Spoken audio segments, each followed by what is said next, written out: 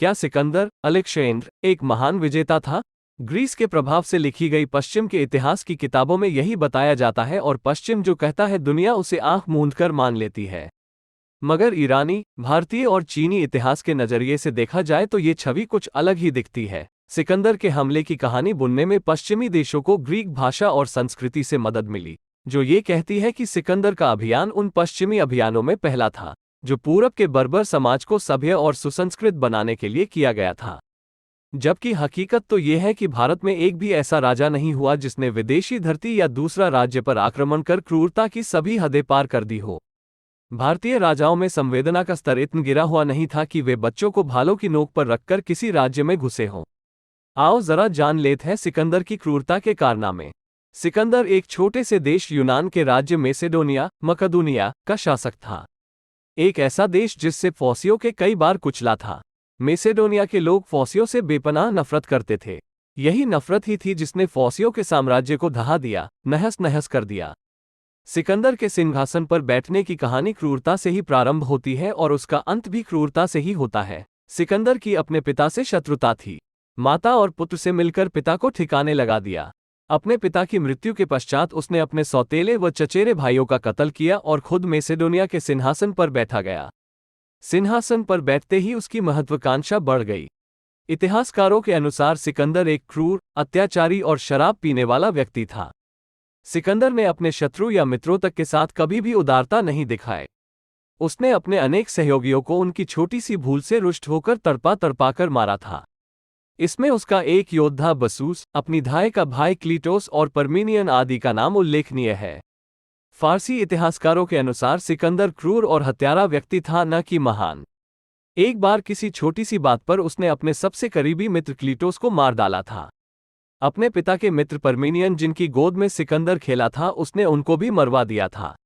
प्रसिद्ध इतिहासकार एरियन लिखते हैं, जब बैक्ट्रिया के राजा बसूस को बंदी बनाकर लाया गया, तब सिकंदर ने उनको कोड़े लगवाए और उनकी नाक कान कटवा डाले।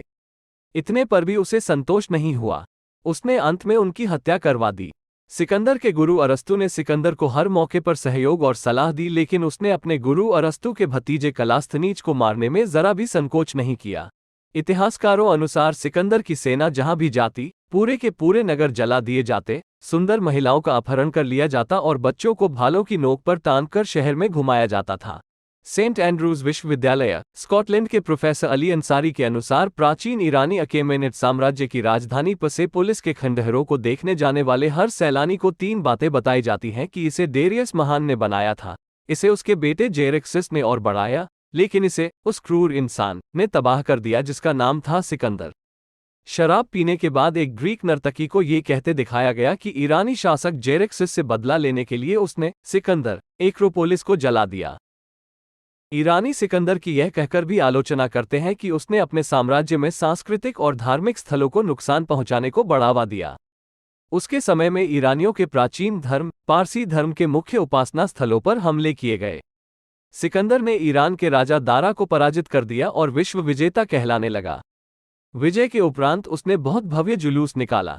महज 32 साल की उम्र में मौत के मुंह में चले जाने वाले सिकंदर को ईरानी कृति शाहनामा ने महज एक विदेशी राजकुमार माना है। उसे कभी महान घोषित नहीं किया।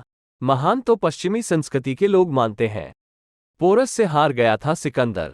ऐसा क्रूर सिकंदर अपने क्या महान सम्राट पोरस के प्रति उदार हो सकता था? यदि पोरस हार जाते तो क्या वे जिंदा बचते और क्या उनका साम्राज्य यूनानियों का साम्राज्य नहीं हो जाता? इतिहास में ये लिखा गया कि सिकंदर ने पोरस को हरा दिया था। यदि ऐसा होता तो सिकंदर मगध तक पहुंच जाता और इतिहास कुछ और होता। लेकिन इतिहास लिखने वाले यूनानियों ने सिकंदर की हार को पोरस की हार में बदल दिया।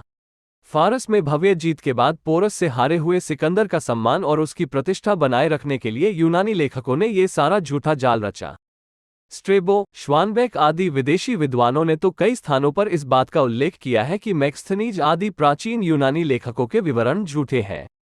ऐसे विवरणों के कारण ही सिकंदर को महान समझा जाने लगा और पोरस को एक हारा हुआ योद्धा, जबकि सच्चाई इसके ठीक उलट थी। सिकंदर को हराने के बाद पोरस ने उसे छोड़ दिया था। अपने देश वापस लौटते समय रास्ते में सिकंदर का युद्ध जाटों से हुआ। जाटों से युद्ध में बुरी तरह घायल सिकंदर बाद में मारा गया। कहते हैं कि वो शराब पीकर युद्ध लड़ता था। यूनानी इतिहासकारों के झूठ को पकड़ने के लिए ईरानी और चीनी विवरण और भारतीय इतिहास के विवरणों को भी पढ़ा जाना चाहिए। यूनानी इतिहासकारों ने सिकंदर के बारे में झूठ लिखा था। ऐसा करके उन्होंने अपने महान योद्धा और देश के सम्मान को बचाया रखा। जवाहरलाल नेहरू अपनी पुस्तक ग्लिम्पसेज ऑफ वर्ल्ड हिस्ट्री में लिखते हैं, सिकंदर अभिमानी, उद्दंड, अत्यंत क्रूर और हिंसक था। वो स्वयं को ईश्वर के समान समझता था। क्रोध में आकर उसने अपने निकटतम मित्रों और सगे संबंधियों की हत्या की और महान नगरों को उसके निवासियों सहित पुनर्तः ध्वस्त कर दिया।